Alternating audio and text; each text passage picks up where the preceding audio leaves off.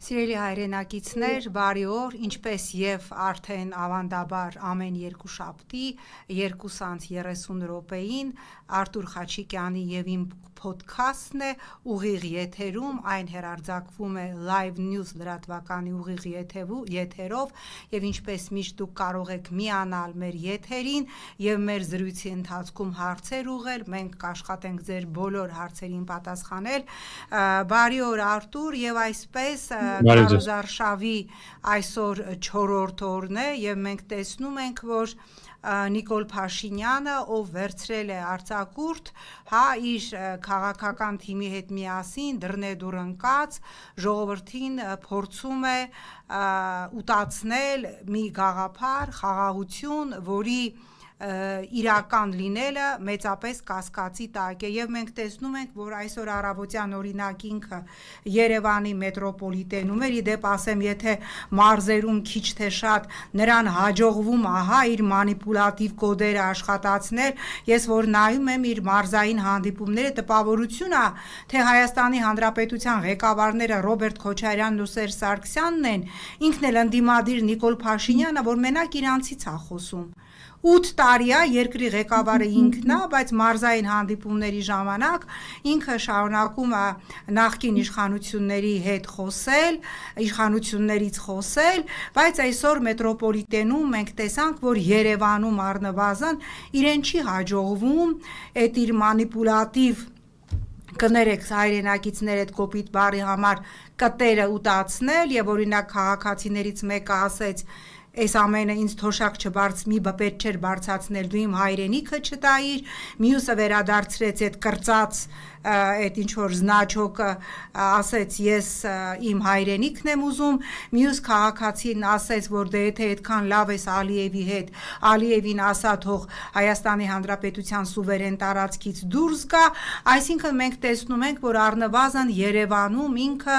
լրջագույն խնդիր ունի եւ մի բան էլ էլի ուզում չեմ կարող չասել էլի տեսա երեք կապանում սենց մի հատ կին իրան սենց կոտորելով վազում էր Նիկոլին ձերտամ տեսնեմ դուք իրական եք թե չէ հա իրական է հանձնված Արցախն էլ է իրական եւ այն որ Սյունիքից այս ռեժիմի պաշտոնավարման տարիներին Սյունիքի բնակչությունը 20,000-ով պակասել է տիկին, դա էլ է իրական։ Խնդրեմ Արտուր, ինչպես կբնութագրես ընդհանրապես, կուզենամ որ անդրադառնաս եւ Նիկոլի Քարոզարշավին եւ մենք տեսնում ենք որ ընդդիմադիր ուժերն էլ են Քարոզարշավի մեջ եւ ընդդիմադիր ուժերի Քարոզարշավին եւ ասես ինչ պիտի անի ընդդիմությունը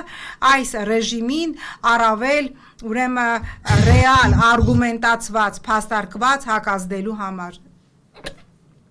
Բարև Նայրա ջան, բարև, շատ լավ սկսեցիր մեր ոդքասթը, շնորհակալ եմ, որ դրական բաներով սկսեցինք։ Մեր ժողովուրդը հիմար չէ, մեր ժողովուրդը վախկոտ չէ,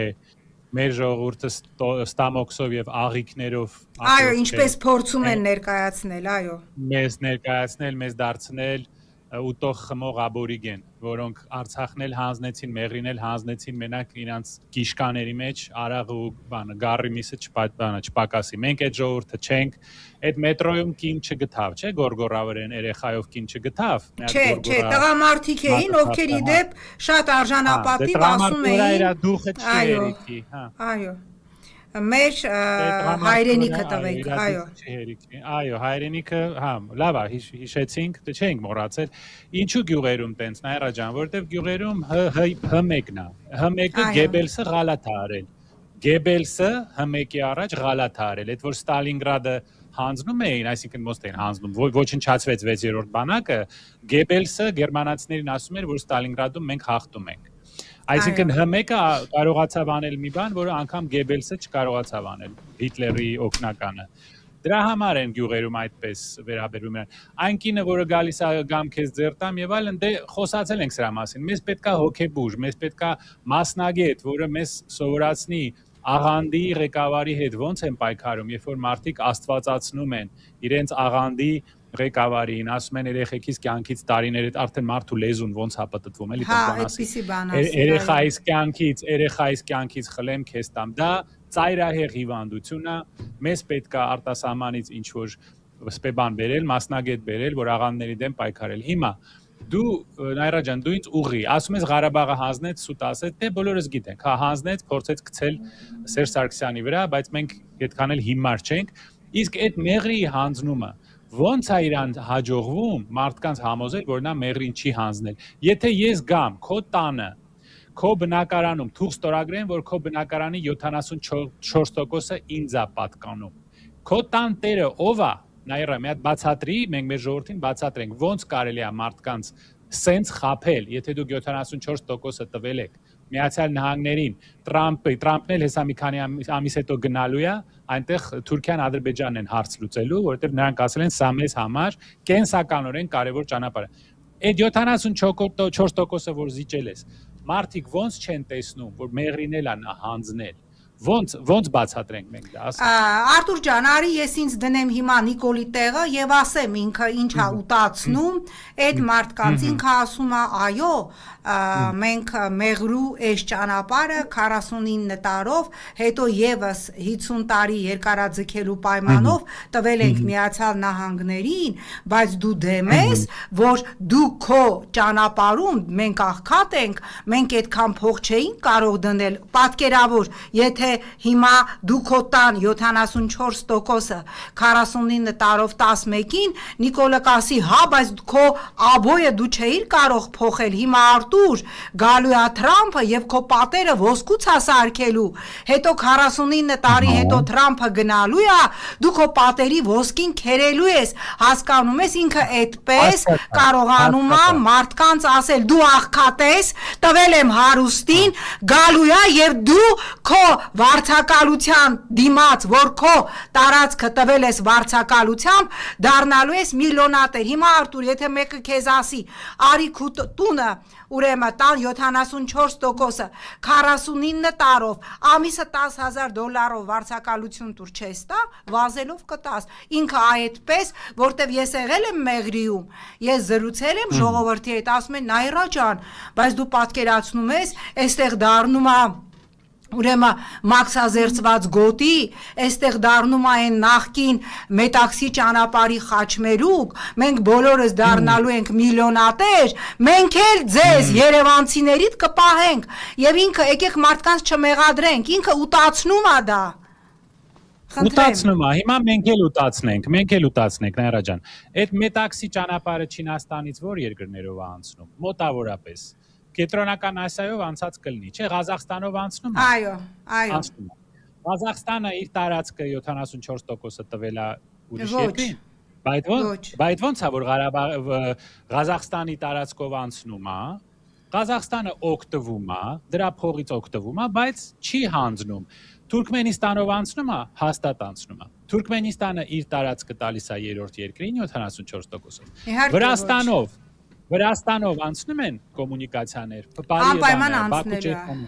Այո։ Վրաստանը իր տարածքով կորիդոր տվել է 74%-ով երրորդ երկրին։ Արել է տենց ոչ։ Թուրքիան, Ադրբեջանով կոմունիկացիաներ անցնում են, Իրանով կոմունիկացիաներ անցնում են, Իրանի հյուսիսային մեր եւ Իրանի սահմանի երկայնքով հիմա նոր ճանապարհ են կառուցում։ Իրանը իր տարածքը տվել է։ Իրան, այսինքն, եթե դու ուզում ես ներդրումներ լինեն, ասեմ մեծ սիրով եկեք ներդրեք,